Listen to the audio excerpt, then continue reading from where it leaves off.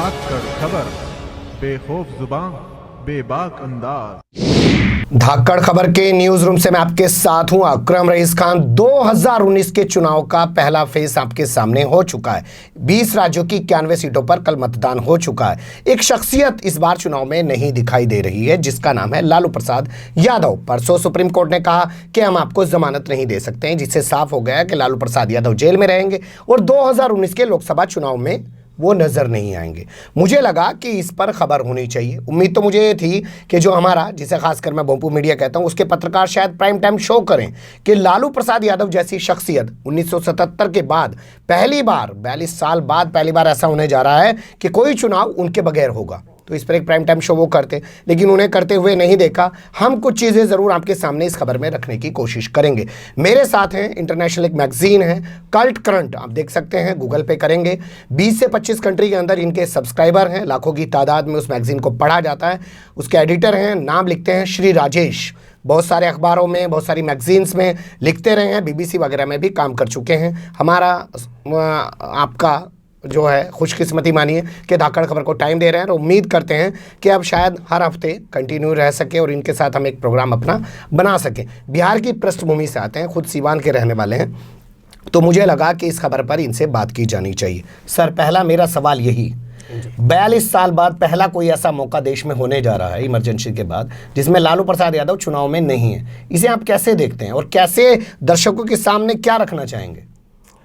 देखिए, लालू प्रसाद यादव का इस चुनाव में न होना, इसके कई कारक हैं। एक तो लालू की छवि जो है वह पूरी तरह से देशज और भदेश अंदाज में अपने वोटरों को लुभाते रहे हैं।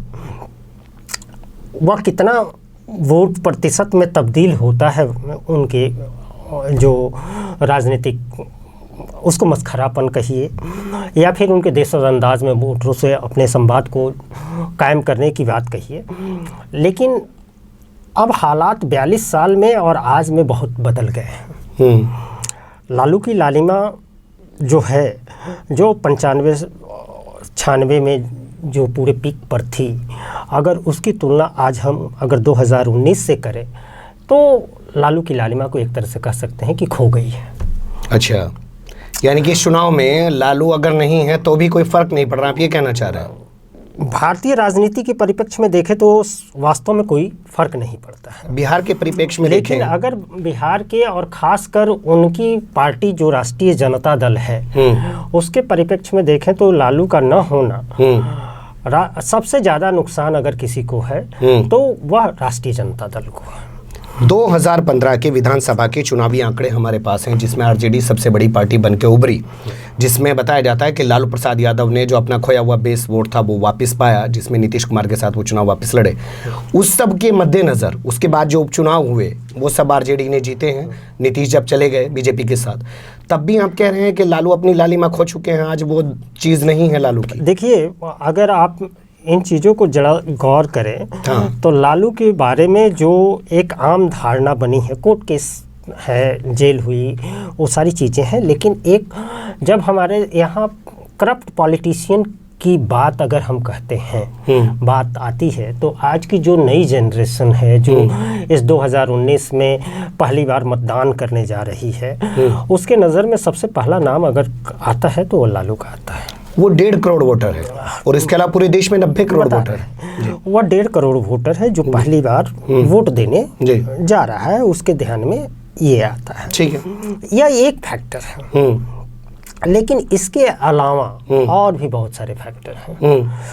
जब लालू, आप 95-96 में आपने भी देखा होगा, हमने भी देखा है, सारे लोगों ने देखा है कि जिस समय लालू की सत्ता थी और लालू ने सत्ता के लिए क्या क्या करामात किए, ये सारे लोगों ने देखा है। उसके बावजूद उनका एक वोट बैंक था। यादव और मुसलमान जो वोटर माने जाते थे, वो माने जाते थे कि लालू के एकदम फिक्स्ड वोटर है, लेकिन आज उनमें भी दरार आई है।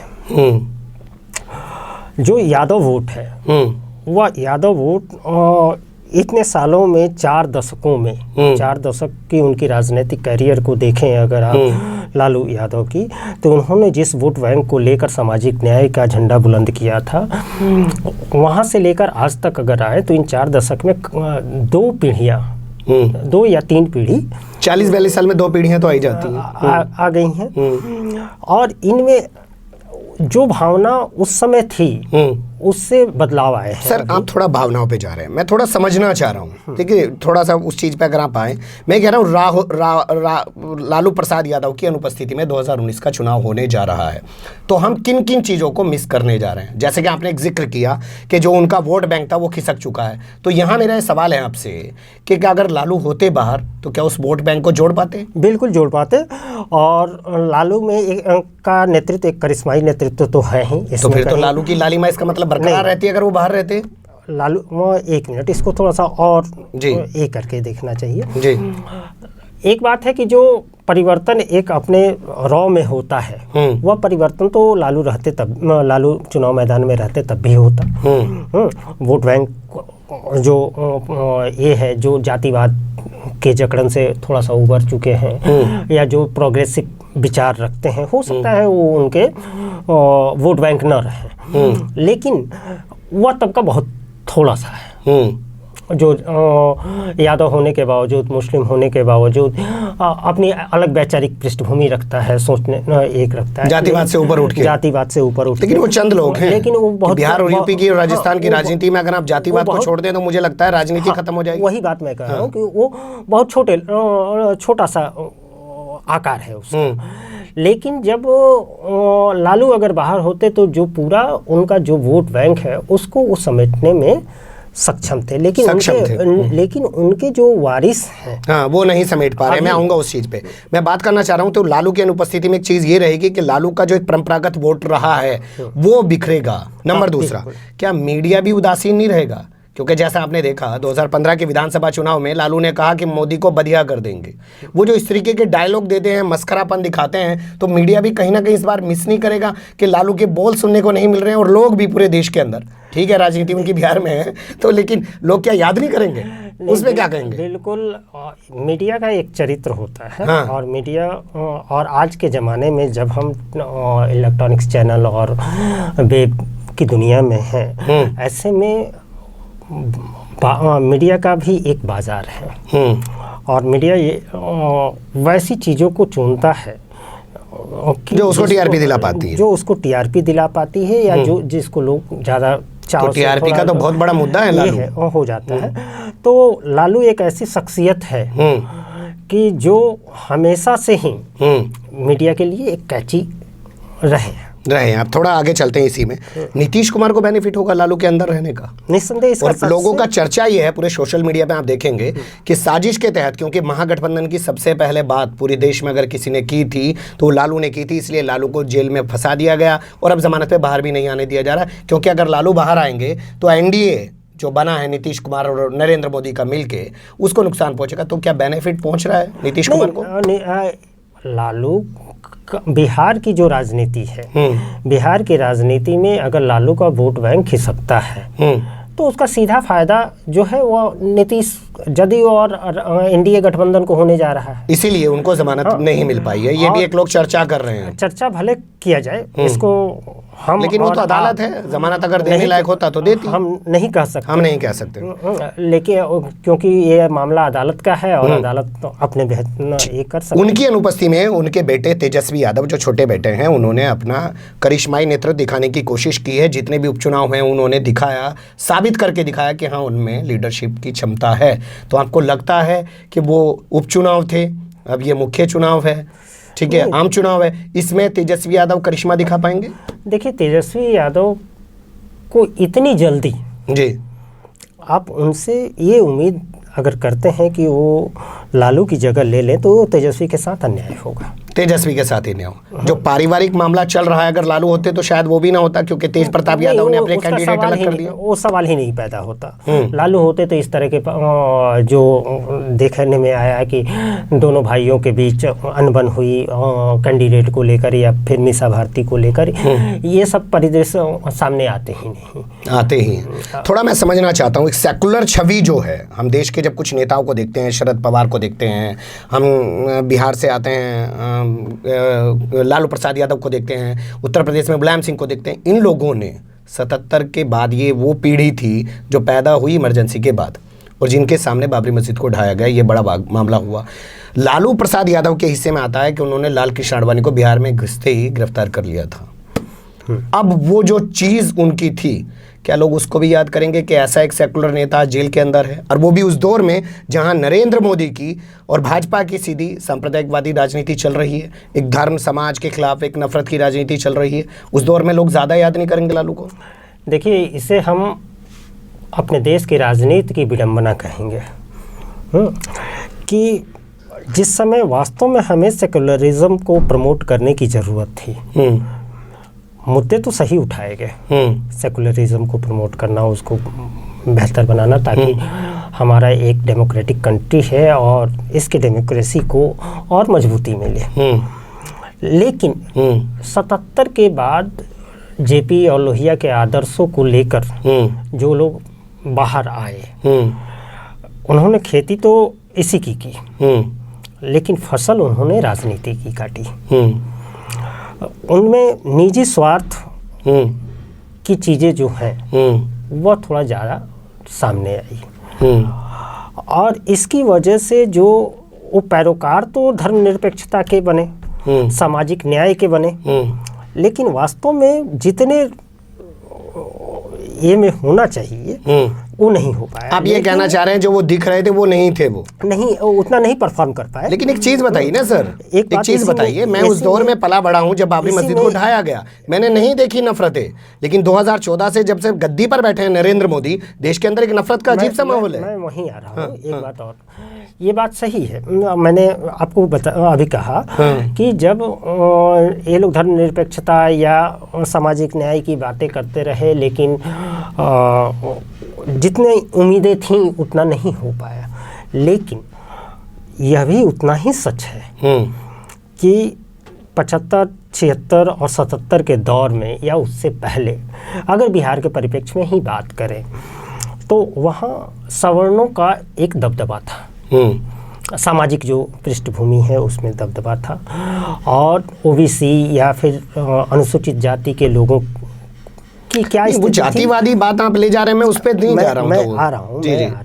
मैं कह रहा हूँ जो देश में इस वक्त नफरत का माहौल चल रहा है, क्या इसमें लोग सेकुलर लालू को याद नहीं करेंगे? पूरा देश